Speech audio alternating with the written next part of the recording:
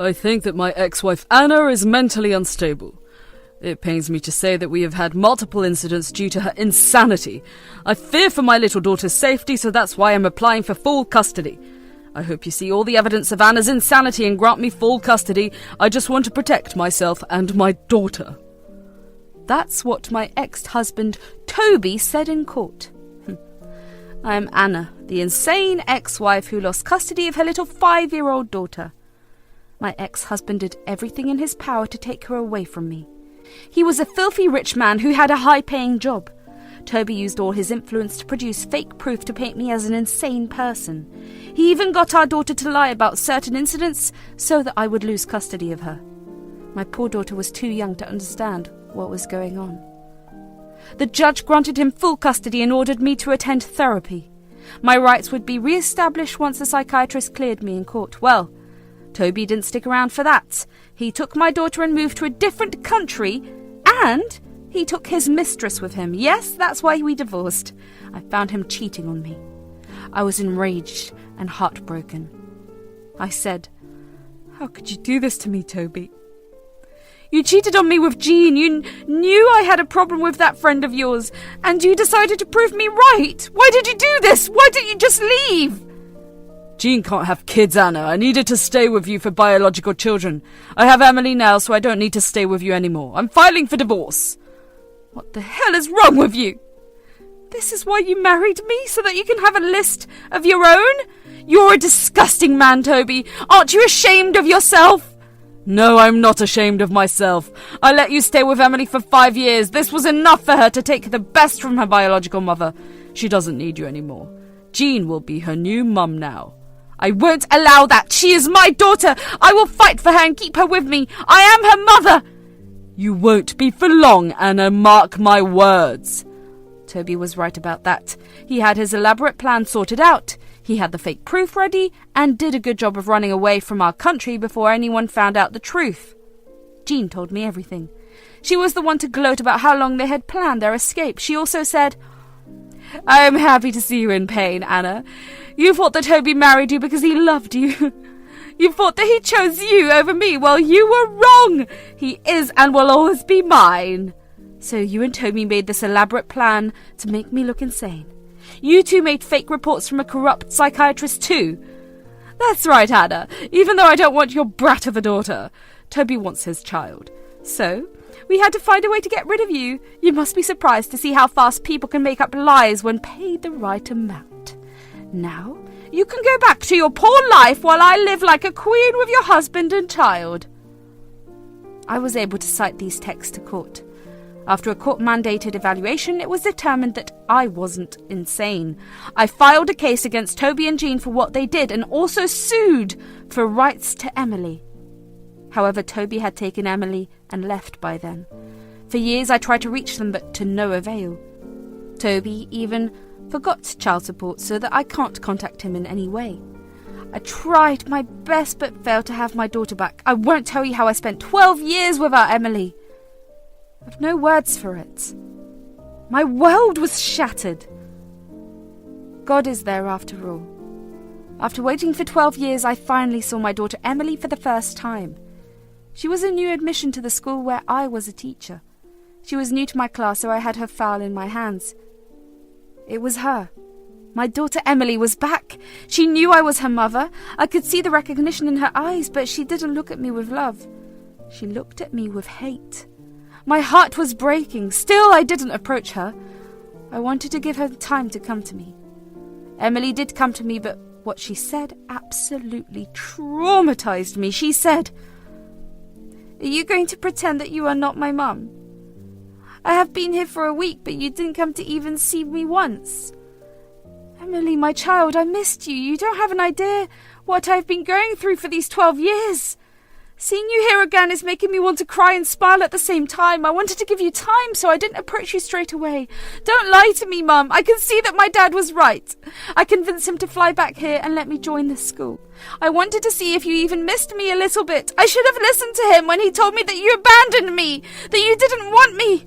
Emily, what are you talking about? I don't understand. Why did you abandon me, Mum?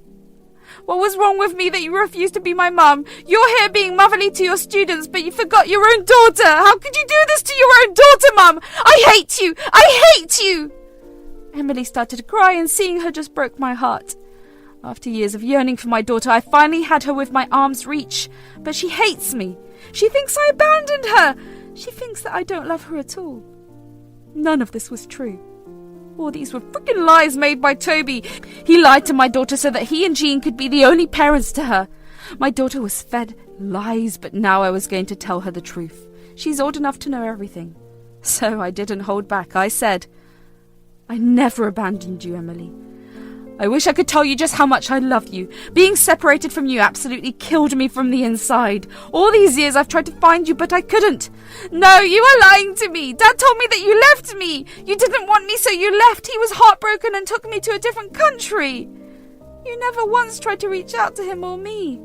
Jean was a mother to me all these years. I had no way to reach you, Emily. I didn't abandon you and didn't leave your dad.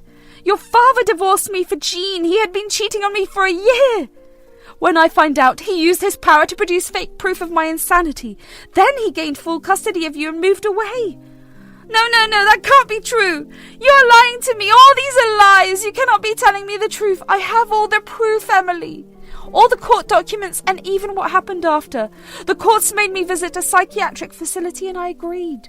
They found nothing wrong with me. I and my lawyer pressed the psychiatrist who made the false documents.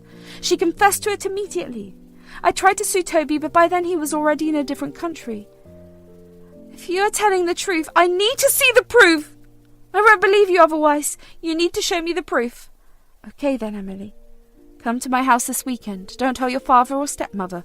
I'll show you everything. You can bring someone with you if you feel unsafe. I won't mind. Just don't tell your dad. He might stop you from knowing the truth. Emily agreed to meet me at my house.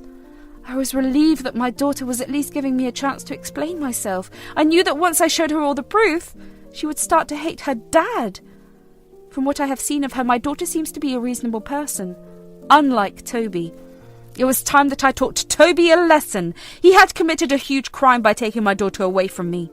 Now he will face some consequences for his actions. My daughter Emily came to see me at my house.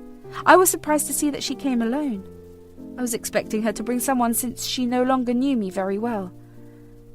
Emily just said that she felt safe around me and didn't have any problem coming alone. I quickly went to my room and retrieved the file that contained all the court papers. I presented them to Emily and let her read everything. By the end of it, Emily was in tears. I didn't interrupt her and let her come to terms with the truth. She said, My father betrayed you, Mum. And he betrayed me. Oh my God, I used to love this man. I always told everyone how proud I am of my father, how he raised me when my mum left. Everything was a lie. I know that you love your dad, Emily. All children love their parents, but I needed to show you what your father is like. It broke my heart when you told me that you hate me. I won't force you to love me, but I needed you to know that I never abandoned you. Mum, I'm so sorry. I shouldn't have said those things. I know Dad lied to me, but I should have tried to find out the truth. I should have done something to get in touch with you. Don't blame yourself, Emily. You were just a child. I don't want you to feel that you should have done something. Your poor mother wasn't capable of finding you. It's my fault. No, Mum. I can see that you did your best. That man I called Dad used all of his money and influence to stop you from being with me. He did this so that Jean can replace you as my mother. I will never forgive him. Mum, will you fight for me? I don't want to live with my father anymore. In fact, I don't even want to call him Dad. If you want to be with me, I will fight for you, Emily. You can be sure of that. Now that I have you near me, I will never let you go again. Emily and I had some really serious heart-to-heart conversations about what happened. She showed a lot of patience for someone her age. I could see that my little girl turned out to be just like me. She told me how Toby and Jean almost forced her to accept Jean as her mum. Emily said, You know what, Mum? It kind of makes sense now. Toby and Jean always insisted that I called Jean Mum. I wasn't ever comfortable with it. They even tried to bribe me and took me to a therapist when I was young. I kept asking for you and refused to call anyone else Mum. The therapist actually scolded Dad and Jean for being forceful with me and dismissing my feelings. Jean can't have kids, Emily. That is why she tried to raise you as her own. I know for a fact that Jean had doubts about having you in her life, but Toby wanted biological children and wouldn't leave without you.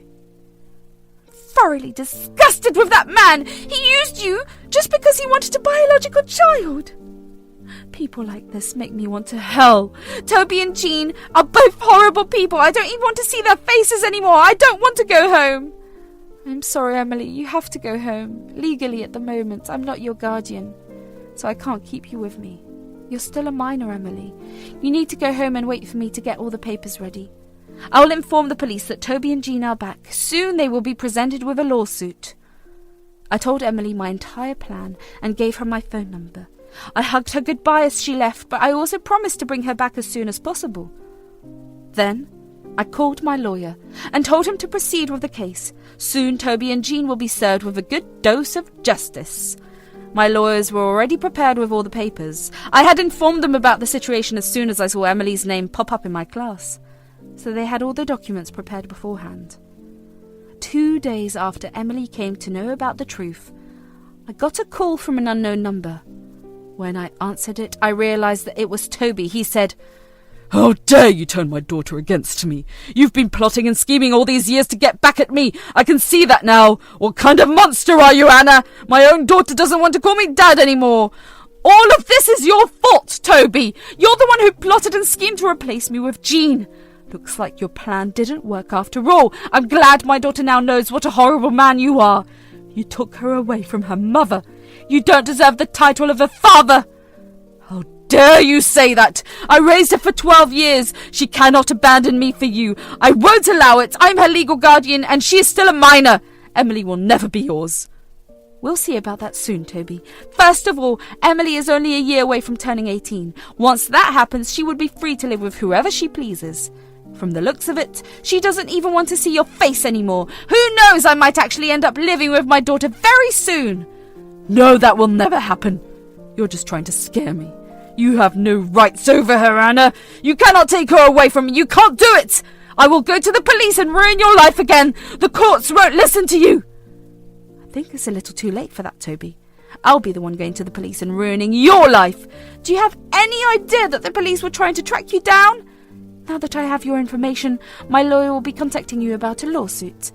About how you used fake documents to prove my fake insanity. Soon, the court will punish you for what you did. I said that and hung up on Toby. I had zero interest in hearing him yell profanities at me. Instead, I called Emily and comforted her while she cried about what happened. Her father had been harassing her for getting in touch with me. Toby was also furious about the lawsuit and yelled at Emily for ruining his life. Jean joined him as well. Hearing her cry on the phone sent me into a fit of rage. I called my lawyer and immediately went over to Toby's new address. I also took my lawyer to avoid unnecessary trouble. I called my daughter and told her to come with me. Toby and Jean came to the door and said, "No! I won't allow Emily to leave this house. She is my daughter. She's not going anywhere. You have no rights over her." Is that so, Toby? Have you forgotten the fact that I am still legally her mother? I lost visitation rights long back, but I didn't have to terminate my rights. I'm still her mum. I will call the police on you. Don't you dare take Emily away. Call the police, Toby. They knew exactly what you had done. Call them and let them arrest you and your mistress.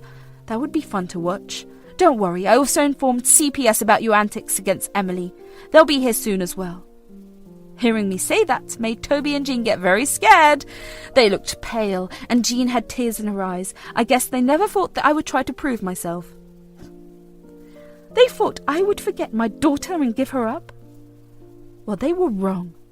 I was here to fight for her, and I was here to destroy them. Jean understood how deep in trouble she was, so she said, "Let the girl go, Toby. I told you that keeping Emily will only add to our troubles. We already have a lawsuit to work on.